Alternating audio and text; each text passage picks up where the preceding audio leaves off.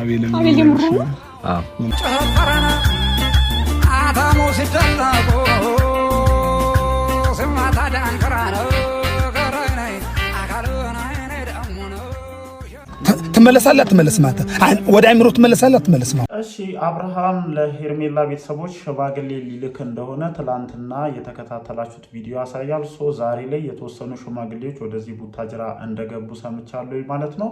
ግን እኔ ያልተዋጠልኝ ነገር ምንድነው? ጋሽዬን እዚህ ነገር ውስጥ ለምንድነው ማካተት የፈለጋችሁት? እኔ ጋሽዬ እመኑኝ ይሄንን ወይም አብርሃም የሚያደርገውን ነገር አምነው እነ ሄርሜላ ቤት ሽምግልና እንደማይሄዱልህ እርግጠኛ ነኝ። እንደ አባት ትክክለኛ ትዳር ትይዛለህ ብለው ስላመኑ ለሩታ አንድ ጊዜ ስለሄዱልህ ለዚህ ለወረደ ድርጊት ተባባሪ ሆኖ ዳግም ሄርሜላ ጋር ሽምግልና ይሄዳሉ ብዬ እንደኔ በፍጹም አላስብም ማለት ነው። ወይም ደግሞ ሌሎች ካንተ ጎን ሆነው እንደሚተባበሩ ጋሽዬ የዚህ የወረደ ተግባር ተባባሪ ይሆናሉ ብዬ አላስብም እኔ በፍጹም ማለት ነው። ምክንያቱም አንተን አሁን አምኖ እንዲው በጣም የሚገርመኝ ማለት ነው የሄርሜላስ ቤተሰብ በምን አይነት አግባብ ነው ይሄን ሽምግልና ልትቀበሉ የምትችሉት? ምክንያቱም የእነዚህ ልጆች ህይወት እኮ ከሚዲያ የተደበቀ ነገር እኮ አይደለም። በቃ ሚዲያ ላይ ኤቭሪ ታይም የሚታይ ነገር ነው። እያንዳንዱን ነገር ታዩታላችሁ፣ እያንዳንዱን ነገር ታውቃላችሁ።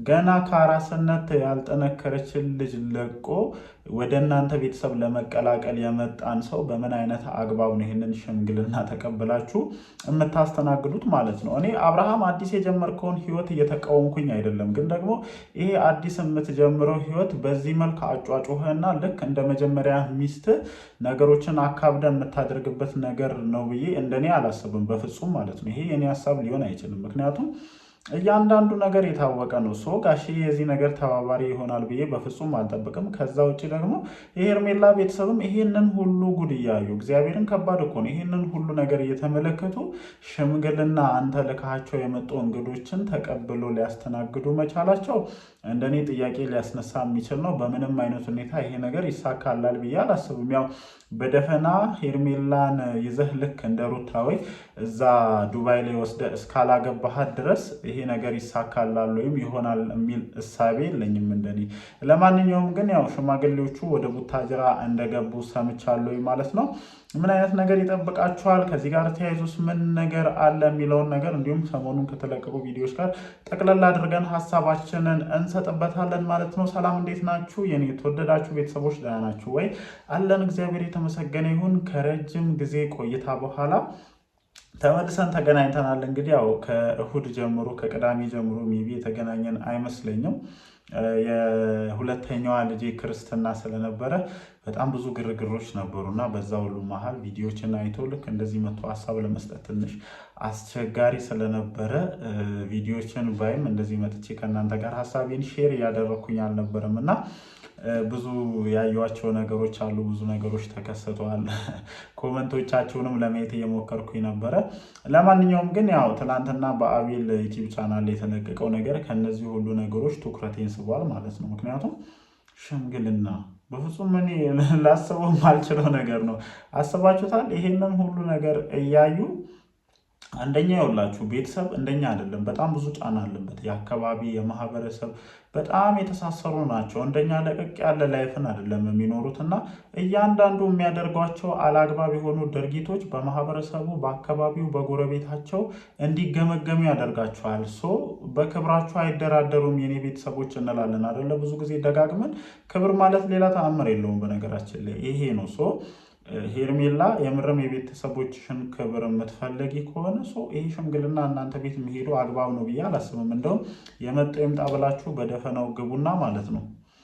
ከዛ በኋላ እንደሚሆን ይደረጋል እንጂ እንጃ ጋይስ እናንተ ምን ታስባላችሁ አላውቅም። ብቻ ለማንኛውም እነሱ ደፍረው መንገዱን እየሄዱበት እንደሆነ ነው የተሰማኝ።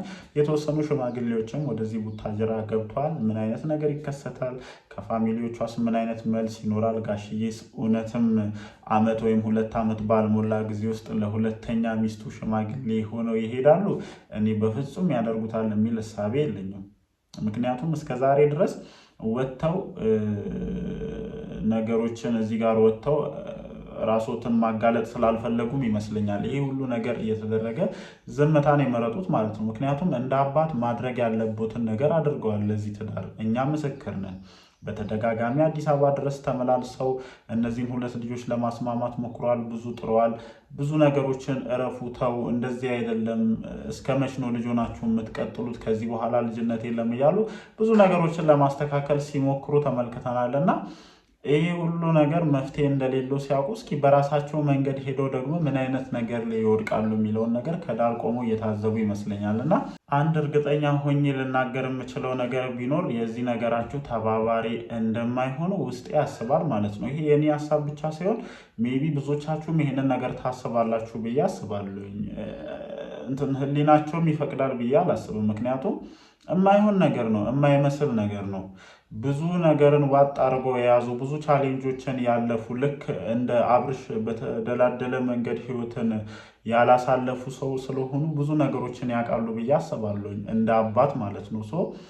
እናንተ እዚህ ጋር ሁሉ ነገር እንትን ብሎላችሁ በስሜታዊነት ለምታደርጉት ነገሮችን ሳያገናዝቡ እናንተ ሽምግልና ሄርሜላ ቤት ሂድልኝ ስላልካቸው ብቻ ጋሽዬ ተነስተው ይሄዳሉ የሚል እሳቤ ስለሌለኝ ይሄ ነገር ብዙም ያስኬዳል ብዬ አላስብም። ያው እንደተለመደው እኔ በጣም እስከዛሬ ድረስ በሩታ በምን እንደማዝን ታውቃላችሁ?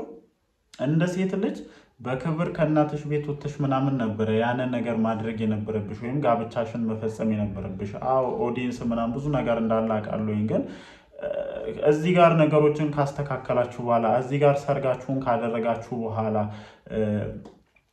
ማድረግ ያለባችሁን ነገር ፈጽማችኋል። ሽምግልና ልኮ ነው የወሰደሽ አይደለ? ሰርጉ ተደግሶ ምን ተብሎ በስነስርዓት መልስ ገብታችሁ ቢሆን ኖሮ ምናልባትም አሁን ላይ የተፈጠሩ ያሉ ነገሮች በተወሰነ መልኩ እንትን ይላሉ። አሁን ላይ ፊት ለፊት ተገናኝቶ እኮ ችግሮቻቸውን ራሱ ለመፍታት ምን ያክል አስቸጋሪ እንደሚሆንባቸው ታውቃላችሁ። ሜቢ አላቅም፣ ከካሜራ ጀርባ የተፈጠረ ነገር ካለ እኛ የምናውቀው ነገር የለም። ግን የዛን ጊዜ ያንን ውሳኔ የወሰናችሁ ዱባይ ላይ ሰርጋችሁን ማድረጋችሁ ዋጋ እያስከፈላችሁ እንደሆነ ስለሚሰማኝ እኔን ነገር እያልኩ ያለሁት። አሁንም ቢሆን ከሄርሜላ ጋር ያለህ ብቸኛ አማራጭ ምንድነው? ተመሳሳይ የሆነ አይነት ነገር ማድረግ ነው። ስለዚህ ማቲ ቦት ተዘጋጅ፣ ተጠብቃቸው። ሁለተኛ ሚስቱን 2 ዓመት ባልሞላ ጊዜ ውስጥ ይዞልን ሊመጣ ነው። በነገራችን ላይ ጉርሻን ፖስት ታይቼ በጣም እየሳቅኩኝ ነበርና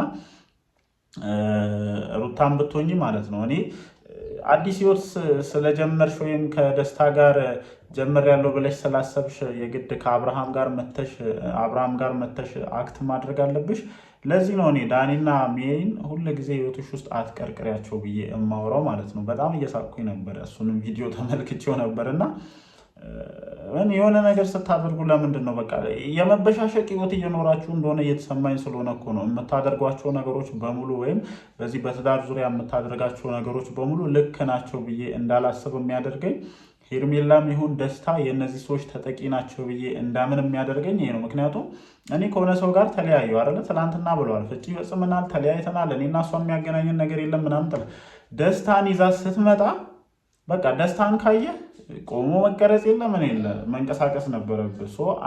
አንቺን ብትሆኚ ሄርሜላን ይዞ መጥቶ አክት ለማድረግ ሲሞክር መንቀሳቀስ ነው። የተለያየ ሰው ይሄ ነው ማለት ነው። ስለዚህ የእናንተ ነገር ውሎ ያለየለት ተለያይታችሁ ያልተለያያችሁ አይነት ሰዎች ናቸው። እኔ የሚያሳዝነኝ እነዚህ ይዛችኋቸው የምትመጧቸውና የምርም እናንተን አምነው ከእናንተ ጋር አዲስ ህይወት ለመጀመር የሚንቀሳቀሱ ሰዎች የእናንተ ተጠቂ እንደሆኑ ነው የማስበው። ለማንኛውም ግን የሽምግልና ምናምን የምትሉትን ነገር እኔ ብዙም ያስኬዳል ብዬ አላስብም። አንደኛ እንዳልኳችሁ ጋሽዬ የዚህ ነገር ተባባሪ ይሆናሉ ብዬ በፍጹም አልጠብቅም። ከዛ ውጭ የሄርሜላ ቤተሰብ ራሱ ይህንን ጉዳይ በምን አንገል አይተው ነው የአብርሃምን ሽምግልና መቀበል የሚችሉት አላቅም። ብቻ የሚፈጠሩትን ነገሮች አብረን ለማየት እንሞክራለን። ምሽት ላይ እንግዲህ ከሽምግልናው ጋር የተያዘ ቪዲዮ ይለቃሉ ብዬ አስባለሁ። ቪዲዮ ሲለቀቅ መተን ሀሳባችንን እንሰጣለን። እወዳችኋለሁ። ይመቻችሁ።